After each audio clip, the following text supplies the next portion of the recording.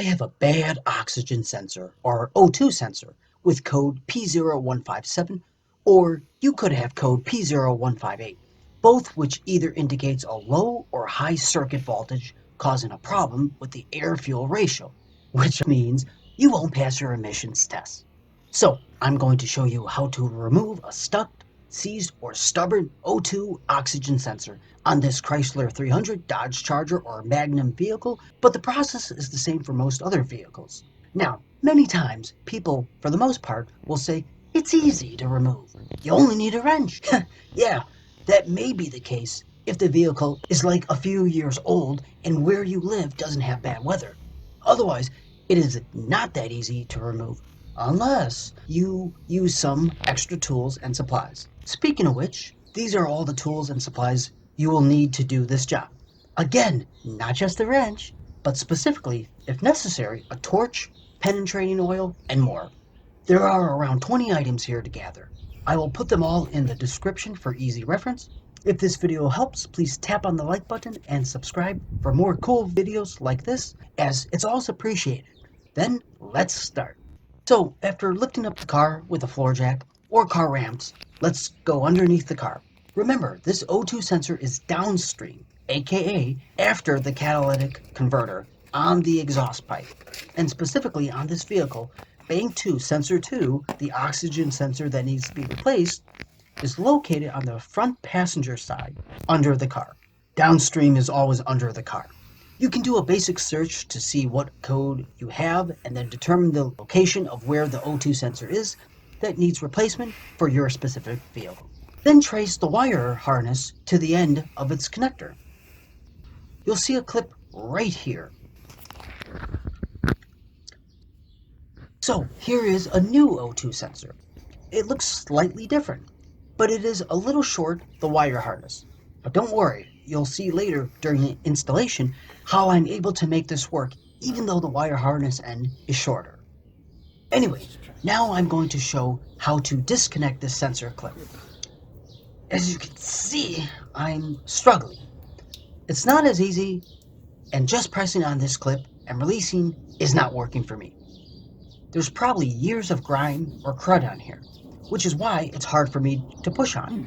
So, you could use a pointy tip, even the pliers, to push on the clip. Anyway, push and or wedge on this clip to remove the sensor end from the wire harness. Got it. You could also push the clip and wedge the sensor off with a flathead screwdriver, and then pull it off with your hands. Let me know in the comments if this extra tip on removing the connector helped. Very helpful. Now, this is optional. Get some electric parts cleaner and clean the wire harness sensor. I'm using this because who knows if this was dirty. It was hard to remove after all. Just a couple sprays and this dries right away. Here's how the sensor looks. I have a separate video that goes into detail on how the O2 sensor works and how to test this wire harness and the rest of the old O2 sensor. I'll put that video in the description to watch later, but for about $20 to $25, it's best to just replace this in one shot. Next, grab another kind of spray called penetrating oil and spray it on the O2 sensor screw bolt area. If possible, let this soak for a few hours or even the night before.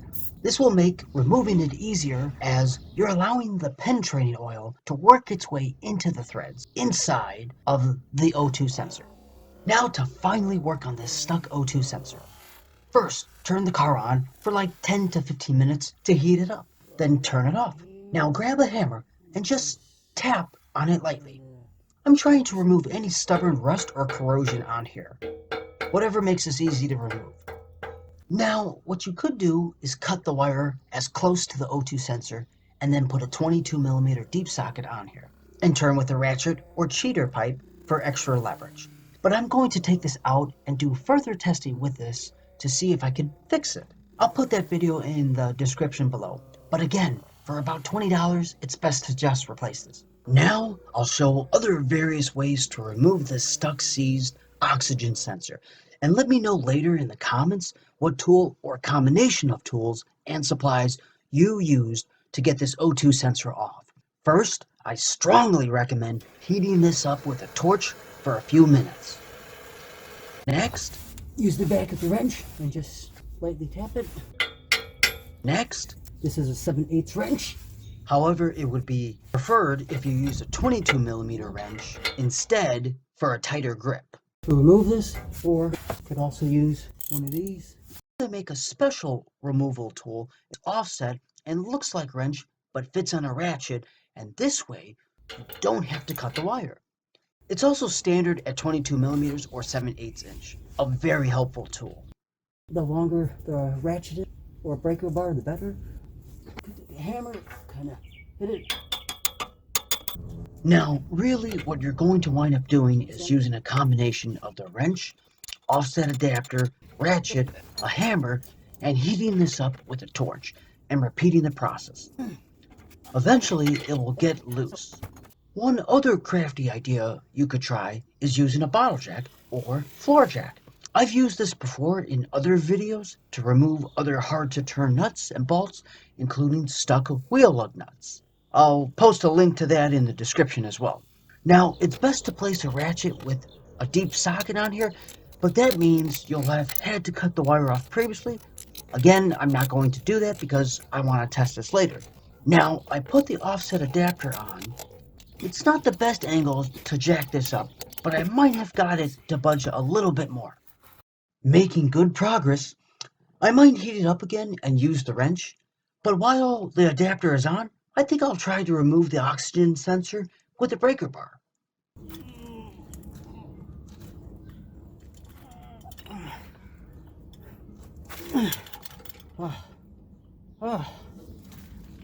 I think I got it. Let's see. I just gotta fumble with getting this off now. But it's definitely loose. As you can see, that's good. Look at that. I gotta get this out. So keep turning it, eventually it will come out. You can see the threads are still there, that's good. Wow. Lightly clean this and brush it off. Here's a quick side-by-side comparison. I still have these O2 sensor brackets. It's actually stuck on, so I'll have to take it off later, put it in a vise, heat it up, and knock it out. But anyway, this gives you a pretty decent idea how it looks. Now, you can clearly see that this is about 1 inch, a little shorter, but I test fitted it, and it looks like it will still fit and work. Threads are the same, and it has that anti-seize compound on it, just enough, so that's fine. All right, gotta go put this in, worry about this one later. If this has helped so far, please hit the like button and subscribe. Now I'll show how to properly install this, including how to connect a slightly shorter O2 sensor. Go ahead and start turning the O2 sensor in by hand. Make sure you turn the wire connector with it so it doesn't get kinked. I'll do a quick test connect. A bit short, but don't worry. I'll show you how to make this work and snap in place. Okay. But back to tightening the oxygen sensor. Grab a wrench, and you want it to be just snug.